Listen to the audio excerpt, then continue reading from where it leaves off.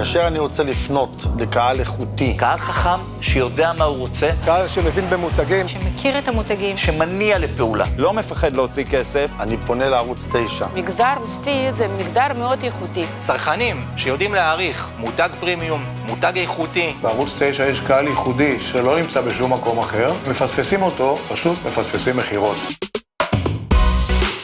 כאשר אנחנו יוצאים במסע פרסומי, מעניין אותנו להגיע לכמה שיותר קהלים, לכמה שיותר משפחות. מגוון קהלים שלא נמצאים באף מקום אחר. 1.5 מיליון עיניים נוספות. תוכלו למצוא רק בערוץ 9.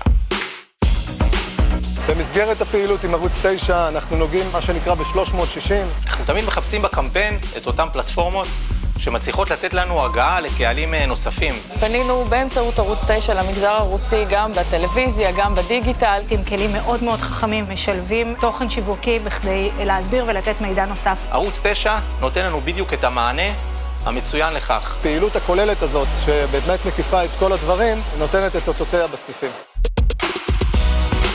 ערוץ 9 נותן לנו תוצאה נהדרת, הן מבחינת כמות של אנשים והן מבחינת קופות מתקתקות. זה הערוץ הטוב ביותר שקיים היום, עם הנעה לפעולה מיידית. ובגלל זה מאוד קל לנו לקדם ולעשות קמפיינים איכותיים. אנחנו רואים תוצאות באופן מיידי עם עליית הקמפיין ולאורך כל הקמפיין עד סיומו. אנחנו רואים יותר ויותר אנשים שמגיעים לסניפים, מתעניינים במותגים שאנחנו מפרסמים, רוכשים, מביאים את החברים. ערוץ 9 נמצא אצלי בכל פריסת מדיה. בכל מהלך שאנחנו עושים, אנחנו רואים את ההשפעה גם ברצפת המחירה. למעשה הצלחנו להכפיל את כמות המחירות. כל תקציב פרסום שאני שם בערוץ 9 מחזיר את עצמו בחזרה פי כמה. וזה באמת נגיעה מדויקת באותו קהל מטרה. מקבלים טלפונים, לידים, מוכרים את המוצרים. הפרסום בערוץ 9 עובד, ועובד יותר טוב ממה שאתם חושבים אפילו. ותודה רבה לערוץ 9.